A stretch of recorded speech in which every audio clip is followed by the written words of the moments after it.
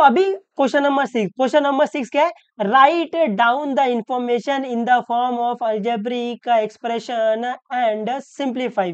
तो there is a rectangle form.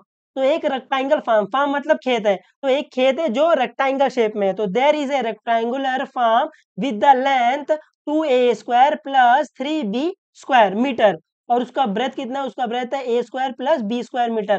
तो यहाँ पर आपको इसकी इंग्लिश से आपको हिंदी समझ में आना चाहिए कि एक खेत है जो कि रेक्टेंगल शेप में है, जिसकी लेंथ आपको ये दी हुई है और आपका ब्रेथ ये दिया हुआ है, ठीक है।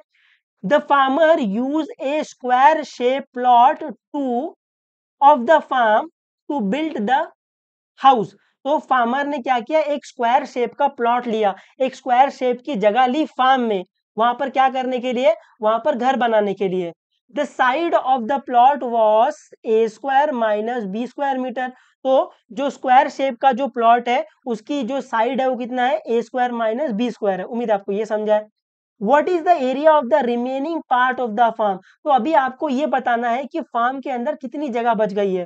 तो ये जो क्वेश्चन है मैंने आपको इसको डायग्राम में रिप्रेजेंट कर दिया है। मान लेते हैं ये रेक्टेंगल शेप का फार्म है, खेत है, जिसकी लेंथ कितनी है? लेंथ आपकी है 2a² प्लस 3b² है, और उसकी ब्रेथ कितनी है? उसकी ब्रेथ है a² प्लस b²। इतना समझा है। फिर फार्मर ने क्या किया? इस खेत के अंदर, इस फार्म के अंदर एक स्क्वायर शेप का प्लॉट लिया घर बनाने के लिए, और उस स्क्वायर शेप के प्लॉट का जो साइड है वो क्या है? वो साइड है a² माइनस b²। उम्मीद है आपको ये समझा है। तो अभी आपको पूछ रहा है कि इस फार्म में रिमेनिंग एरिया कितना बचा। ये रेक्टेंगल शेप का फार्म था, उसके अंदर से फार्मर ने इतनी जगह पे उसने क्या किया? घर बना लिया। तो बाकी रिमेनिंग एरिया कितना है? तो मैं बोलूं ये रिमेनिंग एरिया क्या होगा? मैं बोलूं ये रेक्टेंगल शेप में से ये जो एरिया है, ये बड़ा वाला एरिया में से ये मैं छोटा वाला एरिया माइनस कर दूं तो मेरे को ये रिमेनिंग एरिया मिल जाएगा। लॉजिक समझा आपको? लॉजिक पकड़ना भाई, बाकी सब ये फालतू है इधर। ये समझा?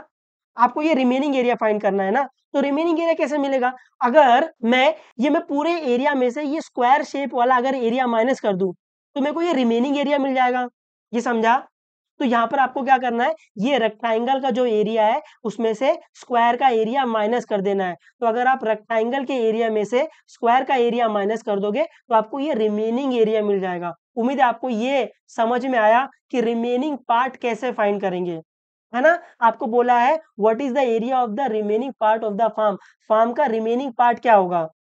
लॉजिक समझा है आपको? इस सम में लॉजिक लगेगा, बाकी कुछ नहीं लगेगा। अगर आपको लॉजिक पकड़ में आ रहा तो ये सम आपके पकड़ में रहेगा, अगर आपको लॉजिक समझ में नहीं आ रहा तो ये सम आपसे पकड़ से दूर चले जाएगा। लॉजिक समझा, है ना। जो रेक्टेंगल का जो एरिया है उसमें से मैं ये स्क्वायर का एरिया माइनस कर दूंगा तो मुझे remaining part of the form मिल जाएगा। उम्मीद आपको समझाइए। तो सोल्यूशन में find the area of the remaining part of the form. तो area of the remaining part of the form क्या आएगा? Area of rectangle minus area of the square. उम्मीद आपको ये स्क्वायर दिख रहा होगा, नहीं दिख रहा होगा मैं ऊपर करूँ आपको दिख जाएगा, है ना। ये लॉजिक वो जो बैठा था अपन ने वही लिखा है कि remaining part of the form कैसे फाइंड करेंगे? ये जो रेक्टेंगल का एरिया उसमें से मैं ये स्क्वायर का एरिया माइनस कर दूंगा तो मुझे remaining part of the form मिल जाएगा। तो अभी यहाँ पे मैं एरिया ऑफ रेक्टेंगल फाइंड करूंगा, फिर एरिया ऑफ स्क्वायर फाइंड कर दूंगा, फिर एरिया ऑफ रेक्टेंगल में से एरिया ऑफ स्क्वायर माइनस कर देंगे, आपको रिमेनिंग पार्ट मिल जाएगा। उम्मीद है आपको लॉजिक समझा है। तो एरिया ऑफ रेक्टेंगल क्या होता है? आता है किसी को ये? Area of rectangle length into breadth. बहुत बढ़िया, है ना। एरिया ऑफ रेक्टेंगल का फॉर्मूला क्या है? Length into breadth. तो एरिया ऑफ रेक्टेंगल है लेंथ इंटू ब्रेथ। अभी लेंथ की वैल्यू डाल लो और ब्रेथ की वैल्यू डाल लो। लेंथ कितना है? 2a² प्लस 3b², यही लेंथ है, इंटू ब्रेथ कितना है? a² प्लस b², है ना। उम्मीद आपको ये समझा है। अभी इसको मल्टीप्लाई कर लो, क्या आ जाएगा? इसको मल्टीप्लाई कैसे करेंगे? पहला वाला सबके साथ, दूसरा वाला सबके साथ, तो ये आ जाएगा 2a² सबके साथ, तो ये a² प्लस b²। अभी ये दूसरा वाला सबके साथ है ना, ये तो प्लस 3b² सबके साथ मतलब इसके साथ, तो ये a² प्लस b²। तो अभी ब्रैकेट दिखा खोल दो, तो अभी ये 2a² सबके साथ मल्टीप्लाई होगा, तो क्या आ जाएगा? ये 2a² इंटू a², तो a² इंटू a², a⁴, तो ये आ जाएगा 2a⁴। उम्मीद आपको ये समझा है। अभी 2a² इंटू b², क्या आएगा? ये आ जाएगा 2a² b², है ना। अभी ये 3b² सबके साथ मल्टीप्लाई होगा ना, ब्रैकेट दिखा खोल दो, तो ये 3b² सबके साथ मल्टीप्लाई होगा, तो 3b²a², ये आएगा प्लस 3a²b², है ना। अभी 3b² इंटू b², तो ये b² इंटू b², b⁴ है ना, बेस सेम पावर ऐड ऐसे, तो ये आ जाएगा प्लस 3b⁴ ऐसे। उम्मीद आपको समझा है। अभी जो लाइक टर्म है उसको ऐड कर लो। अभी ये a⁴ का टर्म है, कहीं नहीं है, तो इसको वैसे लिख देंगे 2a⁴। अभी ये 2a²b², देखो और कहीं a²b² है, बिल्कुल, तो ये देखो ये लाइक टर्म है, इन दोनों को ऐड कर सकते हैं, तो 2 + 3 क्या आएगा 5, तो ये आ जाएगा 5a²b², और ये ऐसे लिख देंगे इसको 3b⁴। तो एरिया ऑफ रेक्टेंगल क्या आ गया, एरिया ऑफ रेक्टेंगल ये आ गया आपका। अभी क्या निकालेंगे, अभी अपन निकालेंगे एरिया ऑफ स्क्वायर। तो एरिया ऑफ स्क्वायर क्या आता है, साइड स्क्वायर, है ना। अगर आपको ये फॉर्मूला पता रहेगा तो एरिया ऑफ स्क्वायर क्या है, side square. Area of rectangle क्या है, लेंथ इंटू ब्रेंथ। आपको नहीं पता तो आप ये मार्जिन के ऊपर लिख लेना, एरिया ऑफ रेक्टेंगल क्या होता है, लेंथ इंटू ब्रेंथ होता है, और एरिया ऑफ स्क्वायर क्या होता है, एरिया ऑफ स्क्वायर होता है साइड स्क्वायर।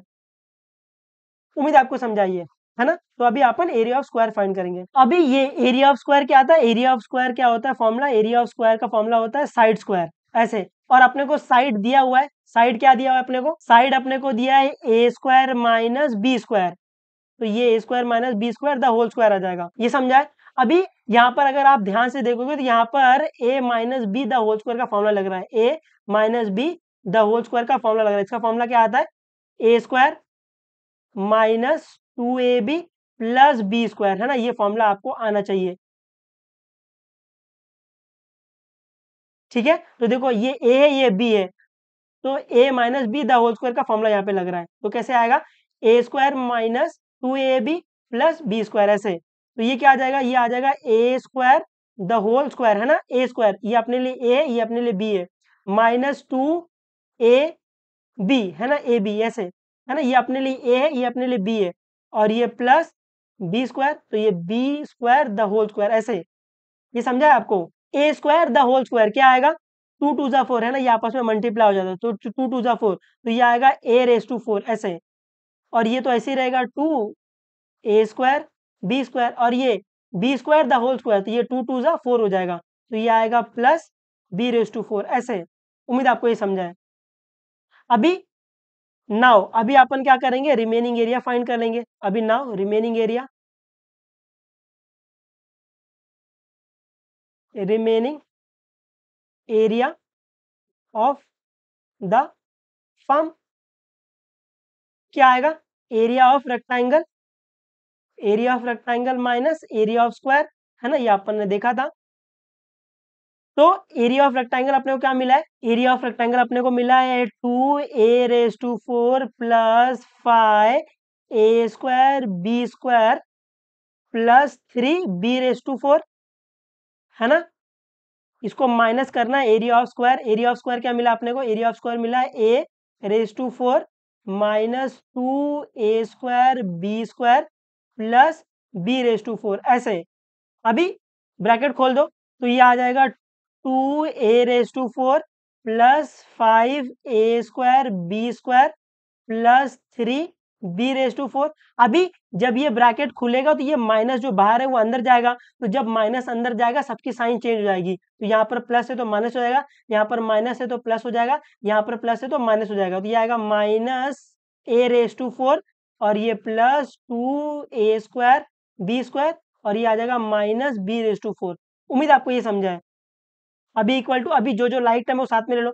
अभी आपको दिख रहा है ये a⁴ का टर्म है, और देखो a⁴ का टर्म कहाँ है, यहाँ है, तो इन दोनों को साथ में ले लो, तो 2a⁴ माइनस a⁴ ऐसे। अभी ये 5a² b², तो देखो ये a² b² का टर्म है, और देखो a² b² का टर्म कहाँ, ये रहा, तो इन दोनों को साथ में ले लो, तो प्लस 5a² b² और ये प्लस 2a² b² ऐसे। अभी ये 3b⁴, ये देखो b⁴ का टर्म है, और देखो b⁴ का टर्म कहाँ, ये रहा b⁴ का टर्म, इन दोनों को साथ में ले लो, तो प्लस 3b⁴ माइनस b⁴ ऐसे। अभी आपको दिख रहा है ये लाइक टर्म है, तो आप इसको ऐड और सप्लाई कर सकते हो, तो 2a⁴ माइनस a⁴ क्या आएगा, 2 माइनस 1, तो ये आ जाएगा 1, ये आ जाएगा 1a⁴ ऐसे। उम्मीद आपको समझा है। अभी ये भी लाइक टर्म है, तो 5a² b² plus 2a² b² क्या आएगा? 5 प्लस 2 7, तो ये आ जाएगा प्लस 7a² b²। आपको दिख रहा है ये भी लाइक टर्म है। प्लस 3b⁴ माइनस b⁴, आपको दिख रहा है एक प्लस है एक माइनस है, तो जब एक प्लस एक माइनस रहता है तो अपन क्या करते हैं? Do the subtraction, sign of the bigger number, है ना? तो क्या आएगा? 3 माइनस 1, 3 माइनस 1 क्या आ जाएगा? 2 आ जाएगा, और sign of the bigger number plus, तो ये आएगा प्लस 2 b⁴। उम्मीद है आपको ये समझा है ना? तो रिमेनिंग एरिया क्या है? यही आपका रिमेनिंग एरिया है। उम्मीद है आपको ये समझा है। इस सम को अगर आप लॉजिक से करोगे और आपको ये थोड़ा बहुत कैलकुलेशन आता रहेगा तो ये सम आपका रॉन्ग नहीं होगा। अगर आप इसमें लॉजिक नहीं पकड़ा पाओगे, आप परेशान हो जाओगे इसमें। तो मैथ्स में अभी आप 9th में हो ना, तो अभी से ये सीख लो कि मैथ्स में लॉजिक कैसे पकड़ते हैं। ये आपको बहुत काम आएगा, क्योंकि मैथ्स पूरा लॉजिक पे टिका है। आपको एक बार लॉजिक पकड़ में आ रहा है, आप इसमें मचाते हुए चलोगे। ठीक है? तो पढ़ते रहो, जो भी डाउट होगा पूछ लेना, बता देंगे, कोई दिक्कत नहीं है। चलो बाय बाय, टेक केयर और मचाते रहो एकदम।